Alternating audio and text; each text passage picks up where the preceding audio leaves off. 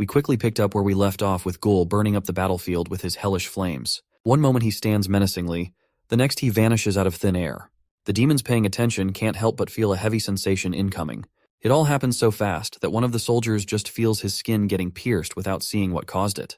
Ghoul appears behind enemy lines, continuously scorching the ground. Zeke is woefully unaware of the slaughter happening in the vanguard. He is too fixated on Shuya-Un's barrier.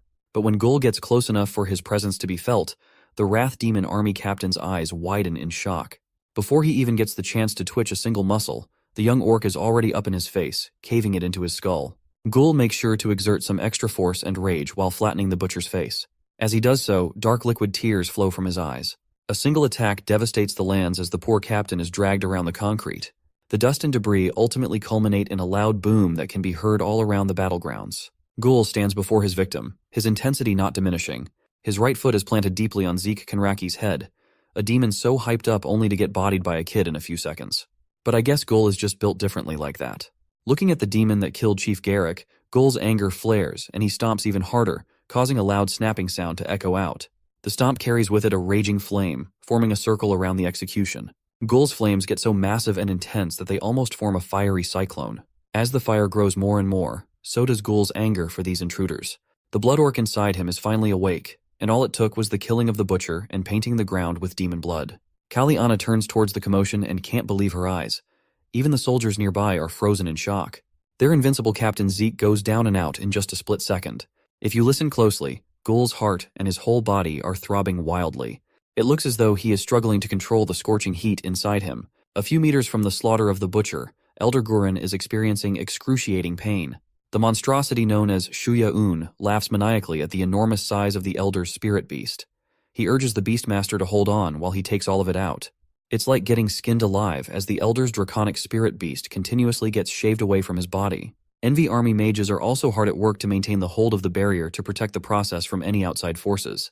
Ghoul is within earshot of the despicable dome of pain, so he hears the Elder struggling and roaring in agony inside. He slowly turns his head around to see what the screams of pain are all about. Recognizing that it is the stern voice of Gramps, the dark clouds in his eyes clear up, and the sweet, troublemaking kid resurfaces. Ghoul sees the Envy Demon Army captain smirking with satisfaction nauseatingly. The dark clouds immediately come back after being triggered by the despicable display of torture. He starts walking up, leaving the disfigured corpse of the butcher to warn Shuya-Un not to touch the Elder. Stomping all the way through, he makes it to the outer rim of the defensive dome. Ghoul grunts and raises his foot, covering it with flame and priming for a point-blank attack. One kick is enough to shatter what is supposed to be an unbreakable defensive spell made by multiple demon mages. Ghoul's fire looks as though it is eating and disintegrating the very essence of the barrier. Shuya-Un is still grinning from ear to ear, thinking that this personal mission of his was too easy. But when the young blood orc closes the distance with an even more concentrated flame focused on his foot, the decrepit captain's smirk evaporates. This is not your run-of-the-mill flames. Contained within is the force that erased the butcher's life in a split second. Based on the intensity of it, maybe it's an even stronger attack. Shuya-Un grits his teeth in frustration. His people were supposed to deal with these kinds of interruptions. The old demon is forced to stop his stealing process to duck and dodge the incoming attack. Shuya-Un is so greedy for the spirit beast that even when he's about to fall from the impact, he's still desperately clinging to its essence. Ghoul's attack creates a vacuum that draws in every demon around, including the portal-making Suri-Min. The platform that the Baron made is also dislodged from its position, while Elder Guren is still attached. Thankfully, the force is enough to knock the old orc out of the platform's embrace. Still, the damage is done. The spirit beast coating his body is depleted by a lot, and blood is coming out of his orifices. Shuya-Un regains his footing. He is literally fuming with anger as his soul-cast Arendama is interrupted and cut short. He doesn't give a damn about his soldiers, officials, or even about the culprit. He is just devastated that his technique was interfered with. The decrepit demon is so confounded because he can't finish extracting the dragon out of the Beastmaster. Suri-Min and the Baron are sent flying close to each other. They don't see what caused the commotion. Something just explodes in their faces, and it is too sudden and chaotic to see. Shuya-Un needs someone to blame for this disruption. He starts throwing a tantrum like a kid, for he only managed to get half of the precious draconic spirit beast that was supposed to make him perfect. The culprit obliges by reappearing beyond the smoke and dust with his leg primed for a full swing. Ghoul is stretching his legs over his head, and Shuya-Un manages to catch a glimpse of the incoming attack. Seeing the one responsible for messing up his plans, Shuya-Un's voice turns cold. Everything happens so fast, but the decrepit demon still manages to take up a proper stance while dodging Ghoul's assault without any wasted movement. While Ghoul is suspended in the air, his attack failing to connect, He is at the mercy of Shuya Un's next move. The old demon's legs plant deeply into the concrete, trying to increase his momentum. Then with a sudden explosion of strength and movement, he aims for the young orc's side with a kick of his own. It looks as though Gul manages to get some semblance of guard up at the last second, but the demon's legs are as big as his entire body. The sheer force from an attack like that is enough to send the young orc flying like a ragdoll heading for the mountains. Dust and smoke continue to rise on the battlefield. For every one of their attacks is just that impactful. Gul continues to fly against his will without any signs of stopping while hitting the ground painfully multiple times. When the momentum from the demon's attack starts dying down, Gul crashes and gashes his whole body on the cold hard ground. He passes all the corpses of his brethren strewn around the battlefield, swimming in their own blood. Most of them aren't even given the chance to fight back as they are chained up. Will Gul be added to the astronomical losses that Puba's village just experienced? The young orc tries his best to get up, gritting his teeth through the agony while the demon slowly and menacingly makes his way to Gul's position. It's an understatement to say that Shuya Un is pissed off. Gul basically wasted the demon's only opportunity to take every ounce of the legendary golden dragon. Now that's a sin that the Envy Demon Army captain cannot afford to forgive. Gul, who had been on a seemingly unstoppable rampage, was now bloodied and beaten. Even Ahmad, that critter inside his mind, had never seen anything like it before. From his throne he urged Gul to do better and get his ass back up for another round. The young orc tried, but the bleeding was getting too hard to stop, and Shuya Un was just lurking ominously in the background. If Ahmad were in control, he would love to dole out the pain to the demon tenfold. This was not the first time Shuya Un had seen a blood orc, but the last time was when he was a kid. He didn't expect to see a relic of the past in the form of a kid tonight. He proclaimed that Gul had just messed with the wrong demon at the wrong time. Wasting his only opportunity to take every ounce of the gold dragon was a bad move. It was a sin that this hateful demon just could not forgive. Just as he was about to continue threatening the young orc, his heart started beating irregularly. It caused him to shiver uncontrollably. It must be the golden dragon, grew Tom. Shuya Un's body hadn't absorbed the immense power properly yet, and to think that he only got half of it out of the Beastmaster made it even more regretful. Bracing himself, his anger for what Gul had done continued to rise. He proudly proclaimed that there's no one in the world that can save Gul now. Shuya Un walked forward, his mere electrifying presence terraforming the ground below. The young orc was still reeling from the damage he sustained earlier. He started talking to Ahmad on the verge of tears. He can't do it anymore. He can't possibly fight that big lump of angry demon meat. Ahmad replied with an annoyed voice, asking Gul if he had forgotten what these demons just did. What that big lump of angry demon meat did. Recalling the torturous state that Gramps was in, Gul's fire started sizzling a little hotter. The dust has settled once again, and the view of the chained up and slaughtered orcs became visible. There are those that died of blood loss from dismemberment. Some were killed by painful concussive blows. Ahmad asked him again if this was the extent of his rage. The blood orc inside Gul knows that it's not. They're one and the same after all. The only way to vengeance is to massacre all the demons like they massacred the villagers. Gul felt the raging emotions inside his mind and started trembling. Ahmad has presented him with the only way to sate the rage burning up his body. It effectively gave the young orc a second wind. A much stronger and feistier round was incoming. Just as the flames of hatred consumed Gul's tiny body, Ahmad's face contorted to a devilish laugh, seeking only vengeance. He cackled like a maniac while watching Gul become consumed by his whispers. What comes after the initial explosion of fury is a serene stillness in the middle of hellfire. Gul lets out a long and steady breath, centering himself as the calm before the storm slowly passes. When he opened his eyes, he pushed his body and legs to the limit and burst like a bullet out of the barrel of a gun. Shuya was already expecting that the little one still had some gas left in the tank and responded with a bum rush of his own. The lunatic even looked like he was enjoying this fight way too much. His left knee has been extended out to deal some serious damage in one blow. Gul easily stopped the seemingly unstoppable momentum with his own leg matching the captain's power. The immovable object has collided with the unstoppable force. A sonic boom exploded, clearing out the field in a potent manner. Unfortunately, our boy came up short in a battle of direct forces. This time, however, he didn't land like a ragdoll. He managed to steady himself as he landed.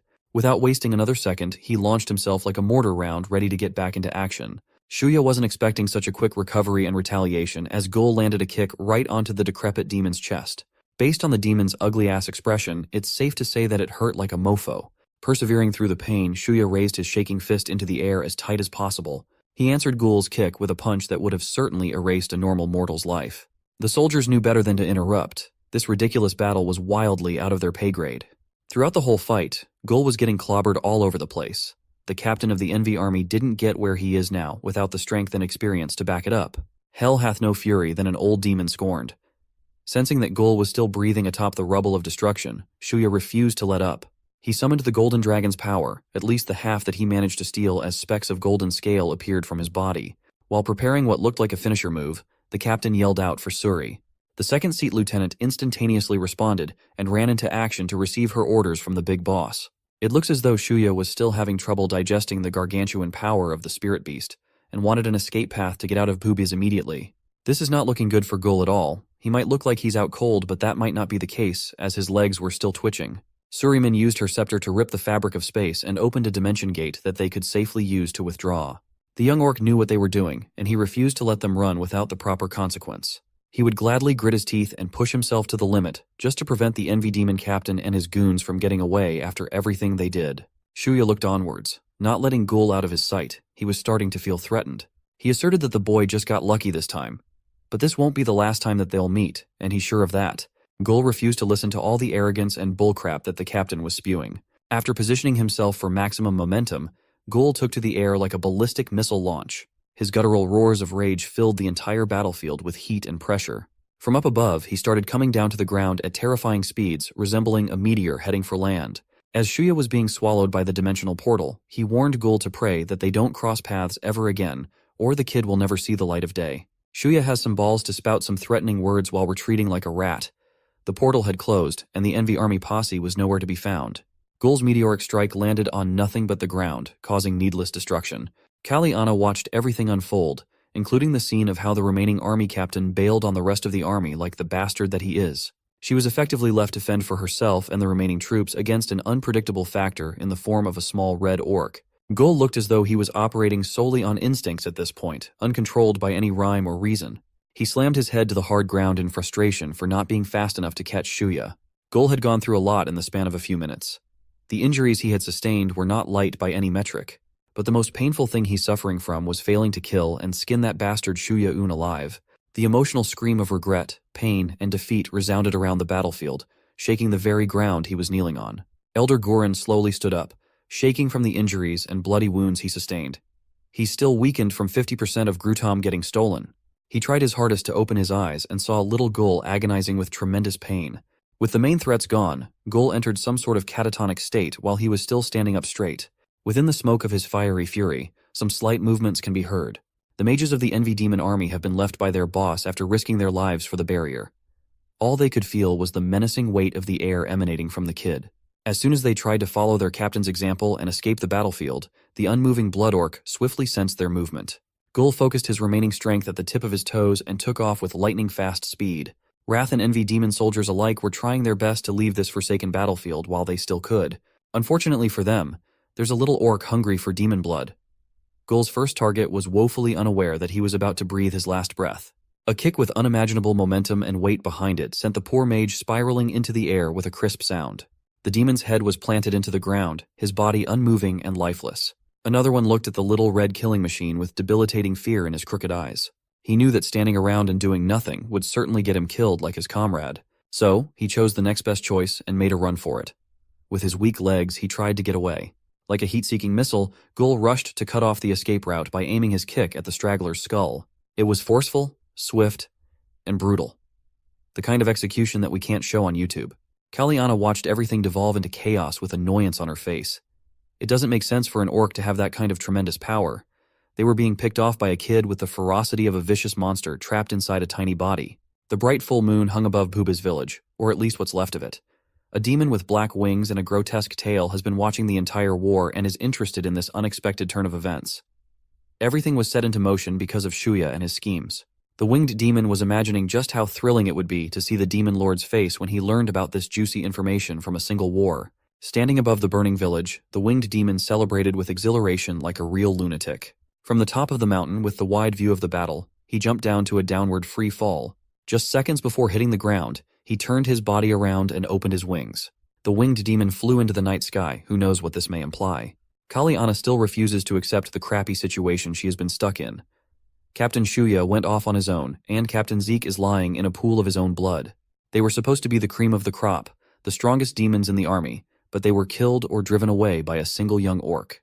Gul wasn't looking so hot either. I mean, I'm sure the fire makes him literally hot, but the injuries he sustained are no joke. So does Elder Gurin's condition. He is coughing up bile and blood while the remaining golden scales in his body are starting to dim. His breathing is slowing down, getting more labored and rugged while the blood loss leaves him teetering at the edge of death. Kellia saw this and activated her soul cast on her spear. She still has her pride as an officer of the Wrath Demon army, and she refuses to let a kid run rampant, killing the remaining troops. Priming her weapon for a finishing move, Kellia spun and flared her spear around while increasing momentum. When she finally got a hold of the perfect angle and the perfect level of power, she aimed at the target. One thing about her is she never misses. She yelled at the demon soldiers to get out of the way, as her next attack would certainly devastate the immediate surroundings. Before the spear left her grasp, a familiar bloody ponytail signifying the strength and wisdom of the village waved in the air. An attack of immeasurable speed zoomed into the battlefield with deadly conviction. It looked as though it was headed for Gul, who was starting to lose control, screaming like an animal in the heart of the war zone. A fatally injured muscular body ran into the frame, aiming to shield the young orc from the incoming sharpness whistling through the air. Elder Gurren mustered all the remaining strength in his weakened body to intercept a deadly sneak attack. Gul regained his senses once the sight of a bloody blade sticking out from the Elder's back came into view. It lodged into Elder Gurren's body that it still managed to graze Gul's shoulder, nicking him with a flesh wound instead of a fatal one. If you were expecting the attack to be Kellia's spear, then you would be extremely wrong. It was the Dark Knight desperately looking for the Beastmaster. The mysterious figure opened his mouth. He was relieved that he had finally found Grudem the dragon. The death of the spirit beast equates to the death of its master. Elder Gurren was already on the precipice of demise, but the blade lodged in his chest just made the process much faster. He spouted out copious amounts of blood for one last time as the air slowly left his body. With the last bit of the orc's tenacity, he tried to move his hand to hover around the speechless Gul. He grabbed the kid's whole head, causing Gul to jump slightly in fright. Elder Gurren started talking to his longtime friend inside his head. He addressed Grutom, or what's left of the spirit beast at least. Goodbyes are incredibly hard, but they have been pushed to the point where that's the only thing left to say. As the crimson skin started dissipating and Gul's green body came back with teary eyes, he tried to talk to Gramps. Elder Gurren just had one wish, one final request. He just wanted the golden dragon to take good care of the young lad, the remaining orc of Boobies. The elder pleaded, if not for the sake of their longtime partnership as Beastmaster and Spirit Beast. When Gul turned back to his original form, all the pain and wounds caught up to him at once, passing out and hitting the floor.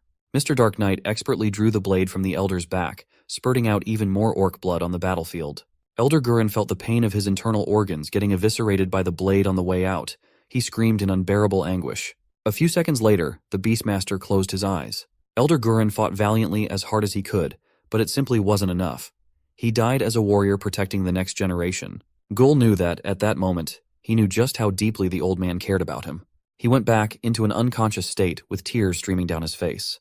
Kellia was on the other side of the field, still clutching her spear. Her soul cast was wasted, and her thunder was stolen by the mysterious figure. She can't complain though. The Beastmaster is dead without her making a move. The Dark Knight expertly cleaned the orc's blood from his blade and put it back into its scabbard. Kellia finally got a clear look at the culprit who came out of nowhere just to land the killing blow on the Beastmaster. She called the hooded figure the Forsaken One.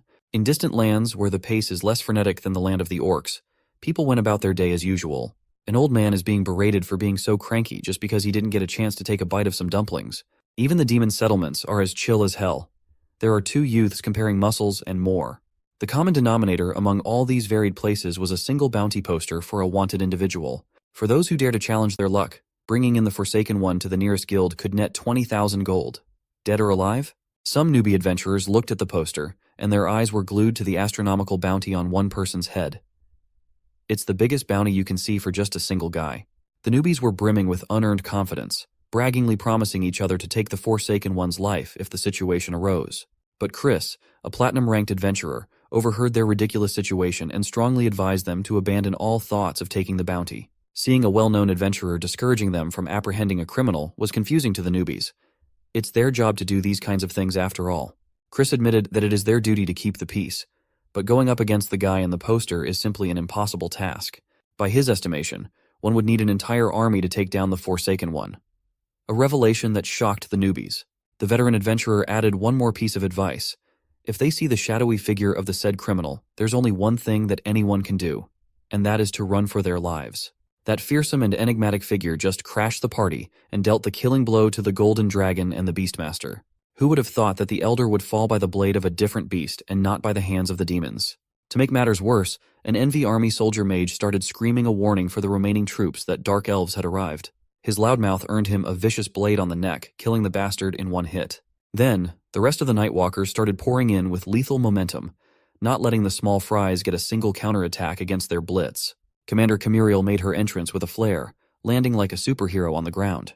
Her orders to her elite crew were simple: let no one come past them alive. Spill demon blood everywhere. The Nightwalkers are not labeled as the elite in the Elf Kingdom for nothing. They were swift, coordinated, and efficient.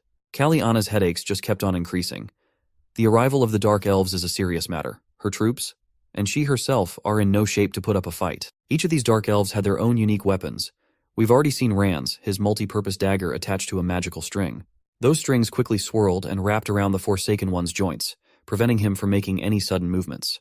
He's supposed to be caught in an inescapable bind, but the enigmatic figure just stood still nonchalantly. Layla the gorgeous Dark Elf is the Nightwalker's representative when it comes to hand-to-hand brawl. Tonight, she might be going up against the person that most adventurers fear. She knew that this fight wouldn't be easy. It might even be the toughest one that she'll experience. Meanwhile, as one of the remaining highest-ranking officers in the field, Kellia commanded her soldiers to collect themselves and retreat accordingly. Try as they might, the speed of a normal soldier demon was just not enough to outrun a well-trained elven assassin. The Nightwalkers kill without a hint of hesitation. They don't mind getting their blades or their garbs dirty with demon blood. But going up against the beating Buddha is a different story. That old demon's strength is in a league of its own. Quick kills are out of the options and defense is necessary. Foch knew that, and he started doing what he does best, going on a rampage with reckless abandon.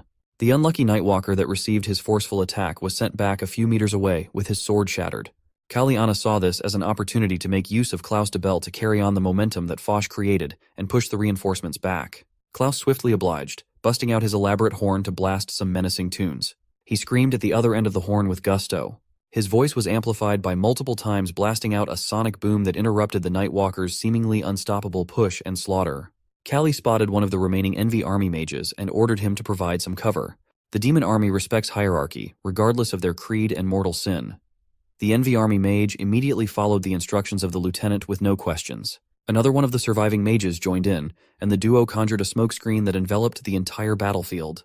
As the smoke thickens, we see Kellia calmly retreating amongst her troops who are running for their lives. When the Nightwalkers finally manage to bypass the cover, their weapons are drawn and they are ready to chase and kill. But Commander Camuriel had to disgruntledly order for her crew to stop, as there was no need to go after the cowardly demons.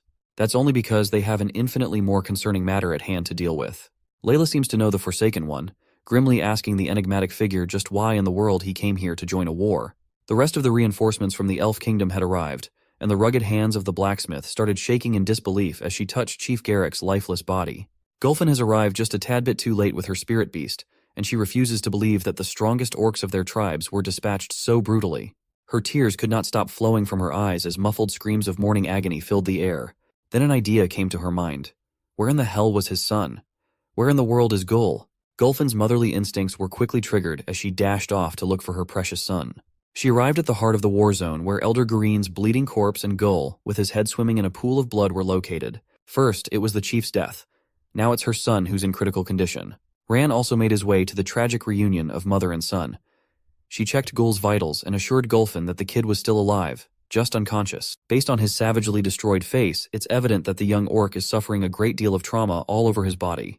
With a sliver of assurance that her son's still fighting for his life, Gulfin's grief turned into unbridled anger towards the Forsaken One. She just wanted to go in there and punch the lights out of the enigmatic figure for appearing in a place where he wasn't welcomed at all.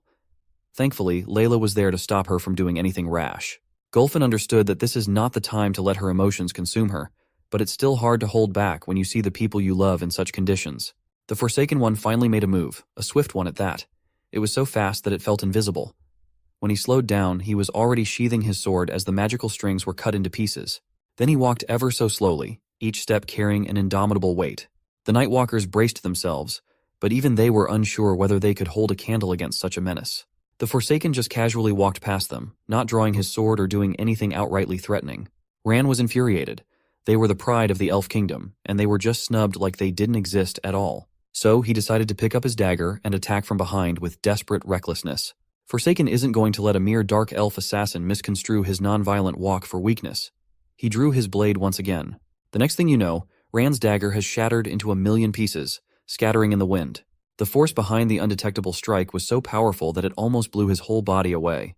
Forsaken started stating that he has nothing against the orc named Gurren the Beastmaster, Ran, or anyone else around in this place. His beef is with Grutom, the dragon god of protection, and he just finished his mission. He doesn't care what these dark elves, orcs, or demons call him, for he is practically incapable of empathizing with their loss.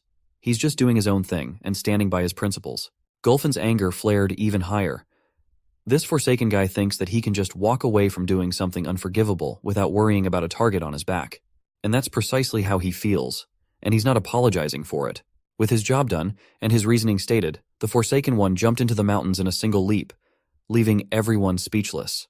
Gulfin erupted in anger even harder, asking the Night Walkers why they didn't even try to stop the Forsaken one from leaving.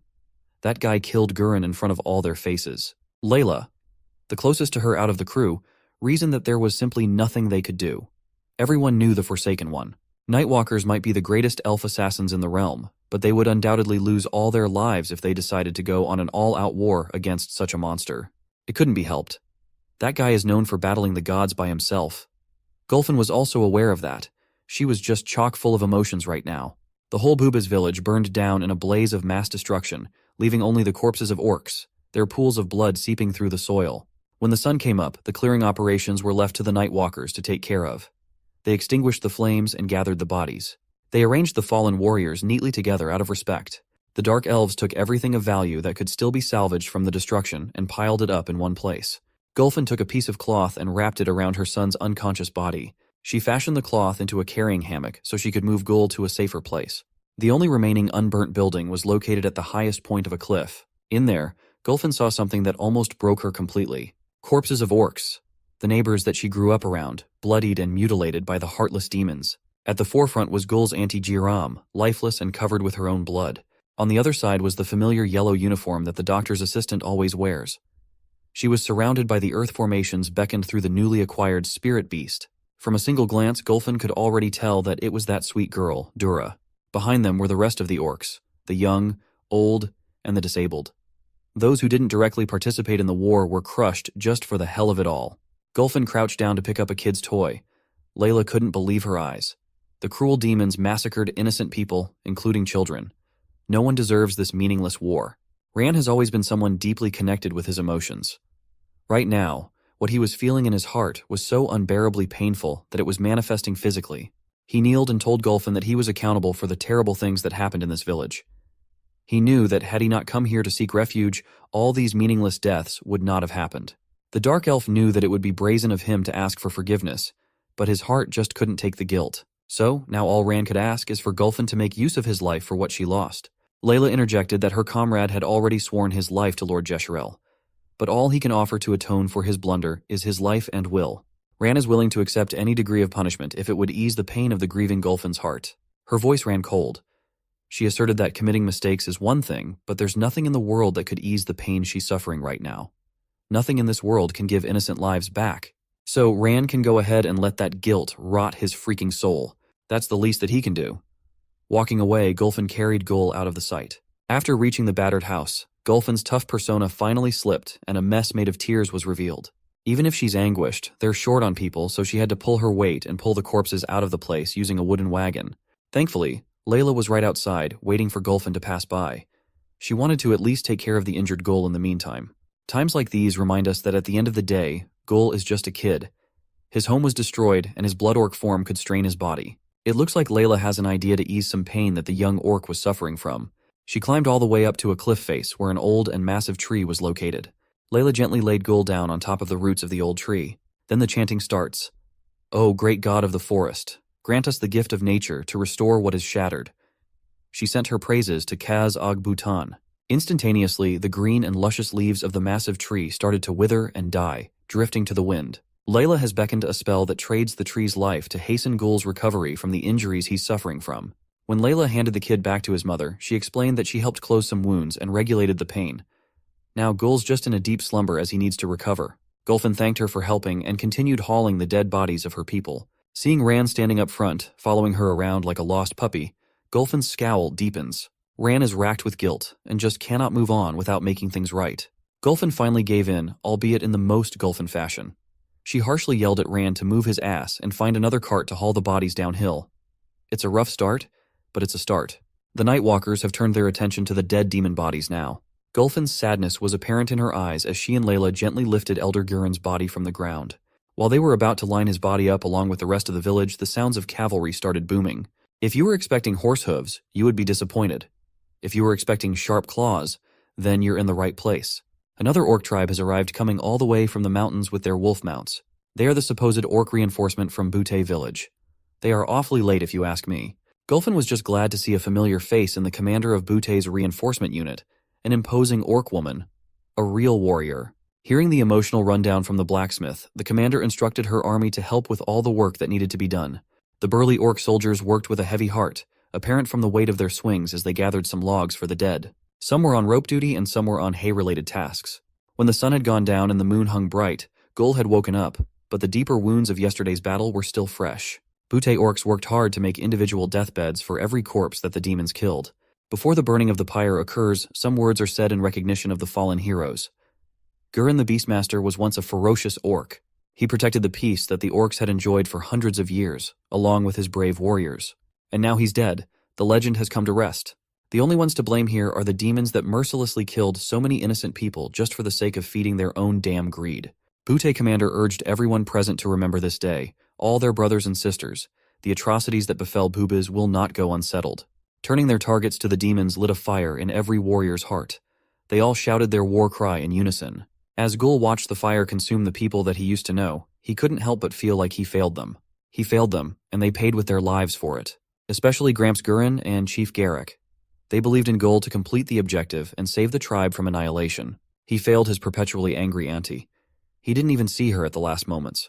Gul felt the crushing weight of letting his brother and sisters down, even including the other kids on the block. He suddenly remembered the last thing that his auntie said to him before going on an adventure. The waterworks just kept coming, covering his face with tears and snot. Auntie just wanted him to get back home alive, and now she's gone. Elder Guren's body lay on top of a haystack as it burns hotter and brighter. He looks at peace. Then Gul remembered the arrogantly twisted expression of that demon army captain as he stole the spirit beast out of the old orc. If he remembers correctly, that decrepit demon's name should be Shuya Un. That's the guy. That's the reason why all these bodies are burning at the pyre. His grief and sorrow steadily transformed into a pure form of hatred and fury as more and more of his people turned to ash. Meanwhile, back in the Elf Kingdom, Khal Mors was still en route to Pubiz with his full gear on. His stamina had been zapped for quite a while now. But at least he was almost there. Almost out of the Elven Kingdom border. Just from a single glance, you could tell that this guy wouldn't last long at all. His legs were all wobbly already. He was huffing and puffing for air like he just ran a marathon without proper training. Finally, this forgettable character crashed out, kneeling to the floor, weakened and thirsty before even getting out of the elf territory. He desperately screamed for Layla, but his voice couldn't travel that far. Besides, there were more important things to do in the ruins of Bubiz. Now let's turn our attention to a character that actually matters. Lomi and her wild talons, lustrous shoulders, she's truly a perfect specimen of the bird species. She was the white blur that left everything in the dust. This time, however, a familiar face spotted her while running around. The snake. Lomi did what we call a manual brake, stopping an unstoppable momentum by using her feet as brakes until skid marks and smoke appeared on the ground. She did such a masterful maneuver on account of seeing something beautiful out in the wild. It was a worm, a real live one, just crawling on the ground as if teasing Lomi to take a bite. The last time Lomi encountered an opportunity like this, she failed to grasp it because of some bird-on-bird interference. But it was different now. She was stronger and faster. Just look at those chicken muscles. The bird started gliding through the ground at breakneck speeds. Thankfully, her neck could withstand the momentum. Her eyes were thoroughly locked on one thing and one thing only, the tastiest snack in the world. This time, even without her dark elf master calling the shots, Lomi's supercharged quick attack was still as crispy as ever. The gummy worm-looking worm was just chilling on the ground, minding his business and whistling to the tune of the serene woods. That piece might be ending soon now. A pervading feeling of dread consumed the worm in an instant. Lomi and her hungry mouth were already open, ready to scoop in the snack of the gods, the chicken gods specifically. But she stopped the attack just centimeters away from the heavenly taste. Sensing danger incoming, Lomi started flipping and flapping her wings really hard. Thanks to that, she avoided being included in a pretty heavy crash in the position where the worm was located. Who's behind that crash, you ask? Well, it's the snake, of course. He's been waiting for Lomi since that time after the Goblin lair raid. What happened before might have been a failure, but this time is different. The snake has gathered some friends to go up against a single chicken. A deer that looks as though he has seen some stuff in a brutal war. An ape that looks perpetually constipated can't be a good sign, right? There's also a boar that looks like he doesn't know what's going on, or where he is. He just looked confused. Another one of the team was an oddly human-looking sly fox that looked like he was up to no good. The kind of guy that you keep your children away from. Then there's the snake. Nothing much could be said about him. He's arrogant, he wants to eat, and he's very bad at picking his prey. Finally, a rabbit of some sort. I don't know, guys. Can you help me identify what this thing is? The deer asked the snake if the chicken was their target, the one who bullied the slithery fella before. Confused boar chimed in that they shouldn't underestimate the bird. She beat the snake, also known as Ebiog after all. Besides, he can sense a great deal of disturbance on the ground. Ebiog protested that he wasn't bullied, he just got beaten out of pure luck. But with their numbers right now, they'll certainly come out with a winner-winner chicken dinner. Lomi just watched those fools blab around with each other as she gathered spit in her mouth. The cocky chicken then spat that gob of spit with the maximum level of disrespect. To be honest, Lomi doesn't even remember the snake. He doesn't know who any of these animals are and how they know her. What she can't afford to forgive is the fact that they denied her delicious snack. According to the laws that Lomi abides by, interfering with her sacred snack time is a crime punishable by death. Lomi readied her fighting stance, opening her wings on either side while locking onto a target. Incidentally, this was the moment when Elder Gurren was just about to go on a crazy killing spree after humping down to enemy lines. His Grudem, the dragon spirit beast, flew to the skies. It was so powerful that it served as a beacon of light, splitting the dark clouds and letting everyone peer into heaven. All of that occurred while Lomi was getting ready to strike. The angle she was standing on made it look like she was the one with the draconic spirit beast. The coalition of wild animals was hit by the shockwave originating from the war zone, knocking some of them out. Even some stalwart trees had a hard time holding onto the soil with their roots as the wind intensified. Ebiog the snake was the first one to recover from being blown away by an otherworldly force. When everyone regained consciousness, the band of wild animals kneeled down in unison. Ebiog just turned from a pure hater to a Lomi fanboy. He even formally announced that Lomi would be the newly crowned leader of the dense rock forest. The diverse set of animals all witnessed the real power of the new queen, or at least they did. Nevertheless, Lomi has been hailed as the new monarch of this territory. She couldn't help but say holy bok. Lomi didn't even have to lift a single feather to make those animals submit. The novelty of it all was quick to grow old. Anywhere that the queen goes, her followers do as the name suggests, they follow annoyingly. While they were making their way closer to Buba's village, they spotted the Forsaken One traversing the forest in the same direction after being drawn by the spirit beast. Lomi and the rest knew not to mess with someone carrying such a deathly aura. The animal party just looked at the Forsaken One, and the Forsaken One looked back stiffly. One look was enough to freak the cowardly lot. Their best plan was to act like stupid animals with no thoughts of their own and throw their best tantrum act together. The Forsaken One wasn't impressed, I'm sure of that, but at least they didn't piss him off or anything in the same vein. Lomi just gave a meaningful glance, eye to eye. The chicken and the man that slays God passed by each other as if they were peers at the same level of power. Forsaken just continued his hurried journey, while Lomi did the same. Under her breath, Queen Lomi prayed for her master to hold on because right now, she was completely and utterly lost. A few days had passed since the invasion and destruction of Buba's village. Let's delve into the broader world and its future prospects. In the realm of humans, the heavy and dignified footsteps of Guildmaster France echoed through the halls of the Initio Guild. He headed to the infirmary where Red was undergoing treatment, and the lucky bastard had a bunny girl as his nurse. Unfortunately, the other members of their humble party weren't as fortunate, losing their lives and sustaining heavy injuries from the demon scout party. Spade, the platinum-ranked adventurer, made a surprise appearance to discuss matters with Master France. In his hand was an ominous card depicting the King of Diamonds. Flashing this card led him to be escorted by the Guildmaster to a hidden dungeon. There, some unfortunate sap had been detained with a broken leg, crudely splinted to minimize the damage. It turned out that Slick, the greed demon scout, had been caught alive and injured thanks to the Guildmaster's timely response. Spade had been brought in to get answers to some very important questions regarding the demonic army that had marched through the woods that day. In an unknown corner of the realm, a human wearing a golden crown and a brawny orc stood side by side. They turned around to welcome some guests. It was two old geezers wearing orange and red tracksuits respectively. The orange geezer was your typical small and bald elder, while the other one looked like an older version of a Dragon Ball character. The man wearing the crown seemed shocked at the appearance of these two. In the realm of the elves, Lord Jesheril looked as though he had just received some extremely grim news. Perhaps it entailed the passing of an old comrade in arms. Receiving the report from his Nightwalkers awakened something slumbering inside the king of the elves.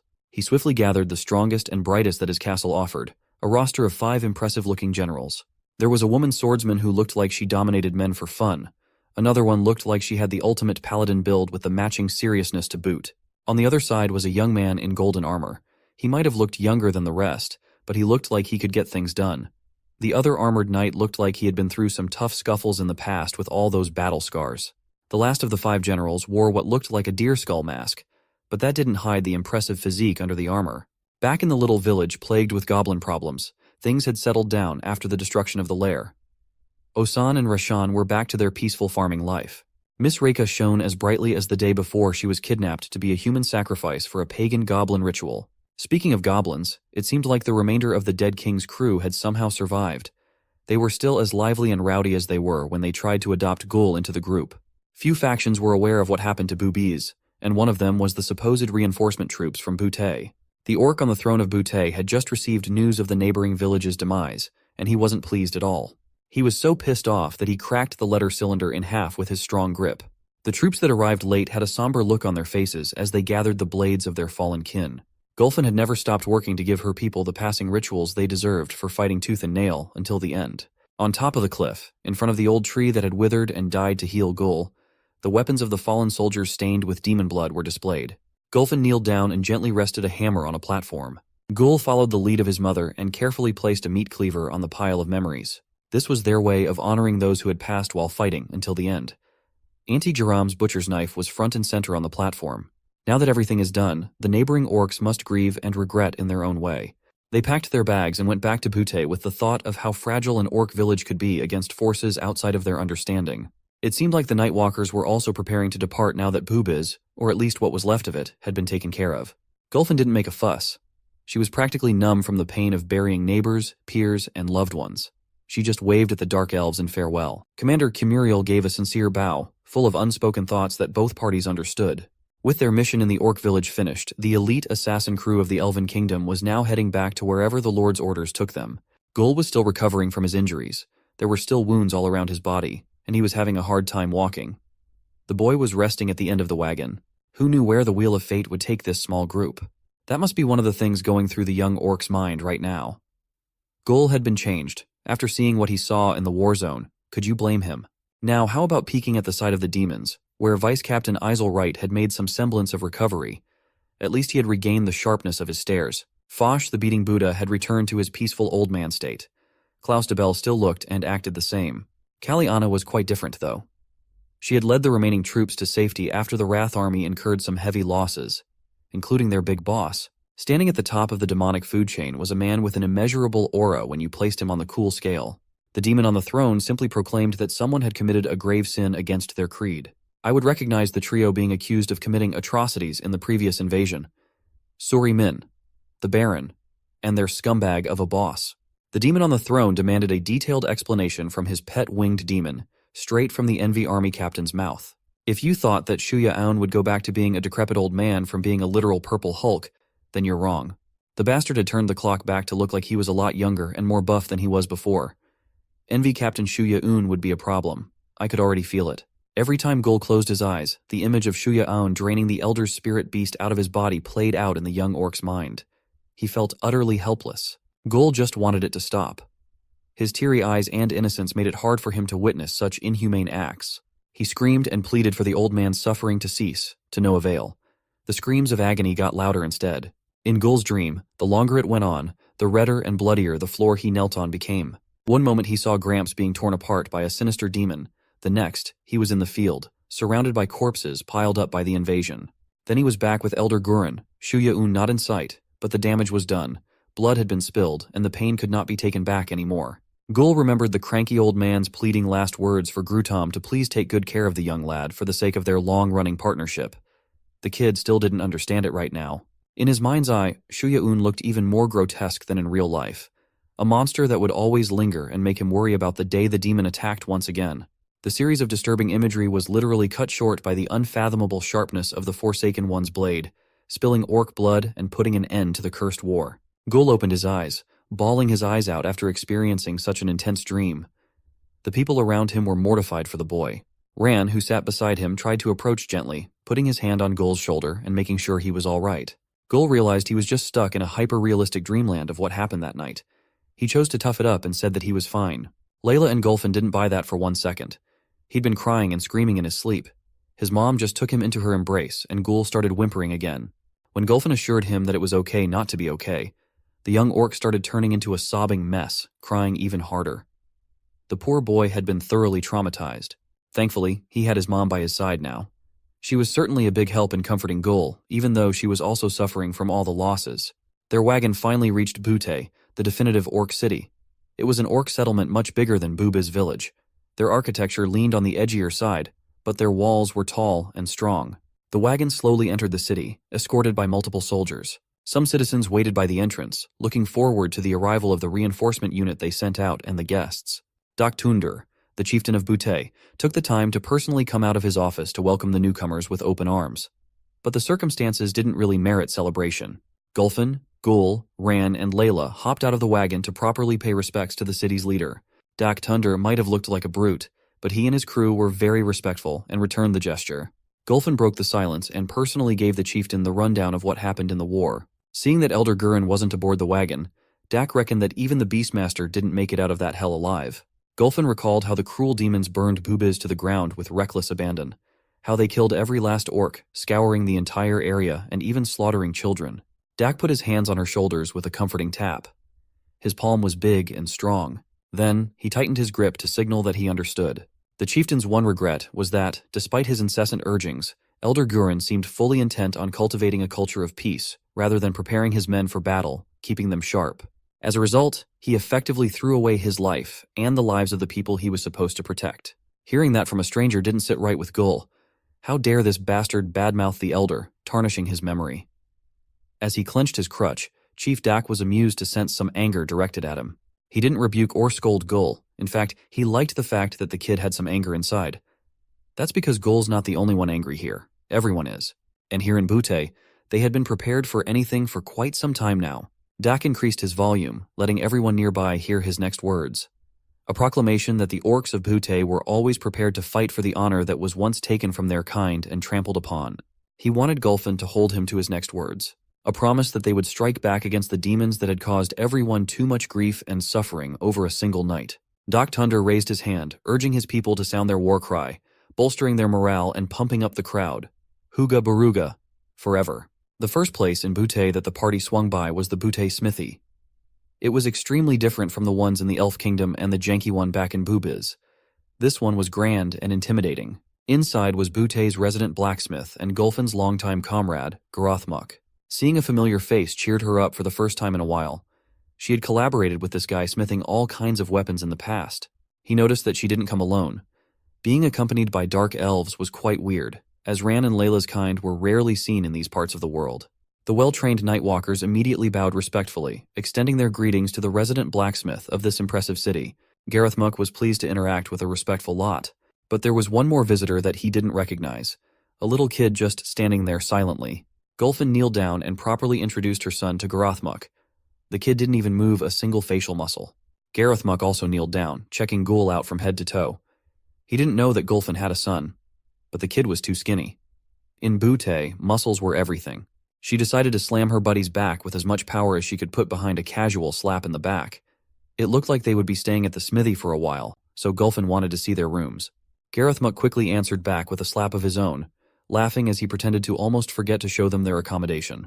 It was all fun and games for the two of them, though. For Garothmuk, it was an honor to have such a legendary blacksmith stay at his humble smithy. While she went for a tour, Gul wanted to go out for a bit. Gulfin understood. She gently reminded him to try his best not to get lost. Ran wanted to accompany Gul outside, but the young orc insisted that he needed to be alone for now. The dark elf was taken aback.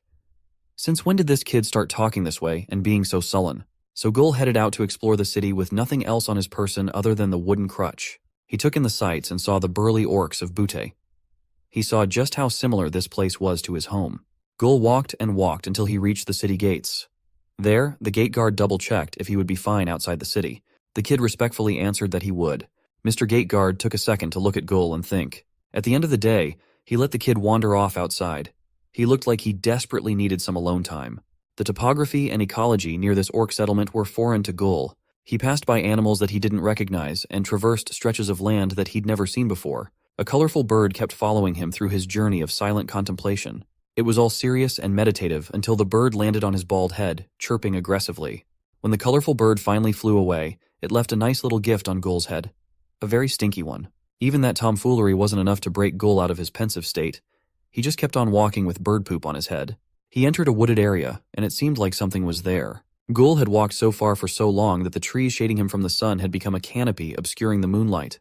He finally grabbed the bird poop on his head. The old Gul would have made a scene about it.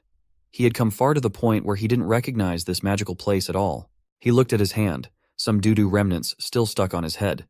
It looked just like a tiny Hershey's kiss. After tossing the bird excrement aside, Gul happened upon what looked like a fairly tall hill. Seeing the elevation rise in this area reminded him of the days when all he could think about was conquering the highest places around boobies to scream his heart out. In hindsight, those might be his best memories. The feeling of freedom that shouting your name into the boundless expanse of the wilderness is unmatched. He remembers his cheesy monologues about how this magnificent view is only reserved for the greats to see. And soon he shall journey to the lands beyond the horizon and be known as Gul, mighty conqueror of mountains. Saying those ambitious words gave him a boundless sense of happiness. But calling himself Gul the Great right now just sounds like the biggest and worst joke possible. Maybe great at getting lost would be a more apt description. All that self-deprecation and the slow decline of his confidence in himself literally tripped him up for being distracted. But it was more like a kick straight out of the afterlife from his favorite auntie. Gul grimaced. Now he was sure that he was really lost. He looked angry, but at least he didn't look empty anymore. He threw his crutch away. It's just a reminder of how weak he truly is, so good riddance. Gul continued to walk deeper and deeper into the mysterious woods with the light of the fireflies as his guide. It's already dark, and by this time Auntie Jerome would be getting ready to kick his ass back home if he fails to bring a single wyvern egg back. For a moment, he really felt like he'd get scolded, or he'd get chased by a meat cleaver as always. But no, that won't happen again. Gul started sobbing uncontrollably, realizing that things would never be the same. Boobas had been wiped out, and along with the orcs were the memories and the routines that he knew and loved. Snot and tears obscured Gul's vision as he continued letting it all out. Unbeknownst to the young orc, two figures are hiding in the background, observing. When he got close enough, Gul started noticing that something was amiss. He looked at the two hidden figures, and it looked like they were more scared of him than he was of them. They stepped out of the dark, revealing some sort of fox-humanoid hybrid. The bigger one has tattoos and the smaller one wears light armor. Upon seeing what they looked like, Gul was all the more surprised, shocked, and scared at the same time. The fox duo held each other in fear of what was to come, not realizing that they're all just yelling in fear for no reason. After a few minutes, things settled down. The light fox was chill. They just got startled by Gul's sudden appearance, that's all. They even picked up his discarded crutch along the forest trail. Light Fox urged Gul not to throw things away all willy-nilly, for he was hit by the crutch and incurred a nasty bump on his head after being hit out of nowhere. Gul could only scratch his cheek coyly and apologize to his new bra. Heavy Fox shifted the conversation to the young orc, asking him what he was doing in this spooky place all alone. While they were at it, the Heavy Fox wanted the Light Fox to prepare a fire as it was already getting chilly. It was about time they set up camp anyway. After making a proper bonfire in a decent clearing, the three shared a few moments of peaceful silence, just taking in the heat of the fire and dispelling the chill. Gul broke the silence by saying he'd never seen talking dogs before. Being labeled as dogs immediately offended the duo. They are supposed to be a part of the proud family of foxes. They're a lot different from dogs. Gul was still a bit skeptical, so he tried to touch the Heavy Fox's scruffy face. He didn't like that at all. When he moved the touch and scratches into the Heavy Fox's head, it was evident that this guy liked it very much. Gul admitted that he's in this place because he's unfortunately lost. He's not from around here after all. So are the foxes. They might not be from here either, but they know their way around. Let's just say that they're looking for stuff that's worth money, but they are not bandits. That's a clear distinction. Heavy Fox rebuked Light Fox for even bringing up the B word. They're already struggling to get a clean reputation, and the dumb fox just keeps on ruining it. Seeing the duo's dysfunctional dynamic, Gul stifled a laugh, the first one in a long time. Heavy Fox worries that Gul thinks they're a joke now. Well, it's not much of a loss since the orc kid is carrying nothing of value. Verbalizing the words orc kid made the fox duo freeze for a moment. They started thinking about the implications of those words. Heavy and Light held each other in fear as they screamed and put a safe distance from Gul. The young orc also panicked, thinking that there was some kind of unknown enemy behind him. The fox duo just fearfully asked him if there were other orcs hiding in the woods and if Gul was just their bait. Gul asserted that he was alone, and that was enough to calm the duo's nerves. The kid was confused and asked what was the matter. Well, the orcs around here are madly intense. Butte is known for producing orcs with huge muscles that will slap you from a distance. Just thinking about it would be enough to make a bandit shiver. Light Fox thinks that even their city is badass. It's called the Ironclad Butte. Light gestured in the air, drawing a booty, and promptly gave it a firm slap like a true man of culture. Then the duo started howling into the wind, their snouts facing the moon. They insist that they're not dogs, but this isn't helping their case. Ghoul admits that orcs are truly amazing. They are a bunch of strong and dedicated beings. Maybe the same can't be said for the small ones like himself. Butte is also his destination. He needs to get back, and these foxes might be of some help. They do know the way, and they could guide him, but they wouldn't dare go anywhere near that place. Light Fox suddenly got serious and sincerely asked Ghoul what brought him to the middle of the woods all alone. The answer was simple. Really. He just wanted to clear his mind of something very painful. Light playfully bantered that they definitely didn't see the kid crying in the dark over that something. Ghoul himself hasn't fully processed his emotions yet. But whatever that is, Light is sure that Ghoul can make his way around as long as the kid continues moving forward without stopping. He must move with all his strength unless he wants to be stuck in whatever he's feeling right now. Hearing those unexpectedly wise words from these non-bandits kind of cheered Ghoul up. But before they do anything else tonight, Heavy Fox wanted to show Ghoul something amazing. Some peppers. It's the new precious stuff. One might even say the good stuff. Ghoul scanned the peppers over, and he couldn't shake the feeling that he had already seen this thing in his auntie's book of herbs and spices. Light's mood got a little lighter. Are they going to cook these peppers? Ghoul prefers eating meat, though. But Light asserted that this thing is good for clearing your head. Like Ghoul, have you never had something so spicy that it makes you forget all your problems? Well, these peppers are so hot that maybe you'll even see the gods. Light Fox didn't waste any more time and put a pepper in his mouth. He chomped down hard, and the strong flavors immediately coated his taste buds. He's used to the spice by now, calmly letting the smoke out through his snout and ears. They promptly offered Ghoul one piece and urged him to take a bite. Ghoul was down to try it and ate the whole thing. Unlike Light, he had a tough time taking it in. He coughed and coughed until the smoke left his system. Light laughed and told him to take it easy while Heavy got some water. Ghoul gulped down the bottle like he'd been stranded in a desert. With some semblance of relief, he asked the fox duos just what kind of pepper he really took. A few moments later, he stopped caring about it as he felt like he was floating in a stupor as the trees around them bent and rotated. Heavy started panicking. Instead of water, he accidentally gave the kid the elixir, and it was their last bottle too, but there's no need to worry as they have plenty left to share. Emptying the elixir bottle, the fox duo started howling to the night sky once again. When the blissful blankness of the pepper and elixir were combined, the trio felt compelled to sing a very suspicious cover of Young, Wild and Free by Snoop Dogg and Wiz Khalifa. The unlikely group danced and sang the night away. For the first time in a long time, Ghoul seems as though he's back to his old happy self. They've been singing for a while now and singing the song so well that we might just get a copyright strike from Wiz Khalifa himself. It's just like Ghoul befriending some complete strangers to have the best night of his life after a heart-wrenching tragedy. The next day came, and Ghoul's head felt like it was being split open. The duo reckons that it might be because of the pepper. There's no need to worry, though. Today's the day they head for Butte, so Ghoul can go back home. Once they got close enough for Ghoul to see the gates, the fox duo also went on their merry way to who knows where. Outside the city walls was Gulfin. She'd been standing there for a while, worried sick for her child. When Ghoul got close enough, she started yelling at the kid for wandering off to God knows where and scaring his mother. Ghoul's antics earned him a bonk to his head when his head was already hurting from the night out before. After that, Gulfin toned her voice down, notifying her son that there were some people in the city looking for him. Ghoul heard some familiar voices calling his name, and it felt like a lightning bolt struck inside his head. It was the kids of Boobiz. They managed to survive alongside Bob the Builder and Warrior Lozen. Ghoul immediately started tearing up at the sight of his comrades. He thought they were dead, that he'll never be able to play and cause trouble with them. The kid threw his crutch away and dived in to hug his boys, all of them tearing up for this heartwarming reunion. Ghoul smells like crap though.